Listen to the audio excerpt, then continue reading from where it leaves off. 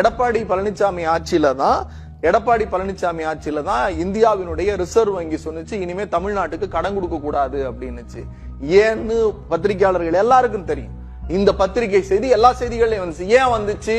கடன் சுமை அதிகமாக வைத்திருக்கிறீர்கள், கடன் இனிமே பெறுவதற்கு தகுதியற்ற மாநிலம் நீங்கள், நிதி மேலாண்மையில் சீரழிந்து இருக்கிறீர்கள், பொருளாதாரத்தில் 18வது இடத்தில் இருக்கிறீர்கள், தொழில் வளர்ச்சியில் 14வது இடத்தில் இருக்கிறீர்கள், தொழில் முன்னேற்றத்தில் 17வது இடத்தில் இருக்கிறீர்கள், ஜிடிபி ரேட்ல -4.8ல இருக்கீங்கன்னு அன்னைக்கு சொன்னது ரிசர்வ் பேங்க். யார பார்த்து?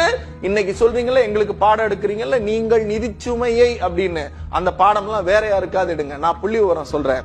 இங்க தமிழ்நாட்டுல இப்ப திமுக ஆட்சி வந்ததுக்கு அப்புறம் ரிசர்வ் பேங்க் ஏன் கடன் கொடுக்குது? ரிசர்வ் பேங்க் ஏன் கடன் வாங்க அனுமதிக்குது? இந்த தமிழ்நாட்டினுடைய பிசிக்கல் ரெஸ்பான்சிபிலிட்டி ஆக்டின் படி இன்றைக்கு இருக்கிற ஜிடிபியின் அடிப்படையின்படி, அன்னைக்கு அவங்க வச்சிருந்த ஜிடிபிக்கும் நாங்க வச்சிருக்கிற ஜிடிபிக்குமான வித்தியாசம் மடுவுக்கு மலைக்குமான வித்தியாசம். இந்தியாவிலே 9.69% வைத்திருக்கிறோம். நீங்கள் விட்டு போன கடன் எவ்வளவு? திமுக ஆட்சியில் முடிகிற போது வேற 54,000 கோடி. அவங்க விட்டுட்டு போன கடன் 5.17 லட்சம் கோடி.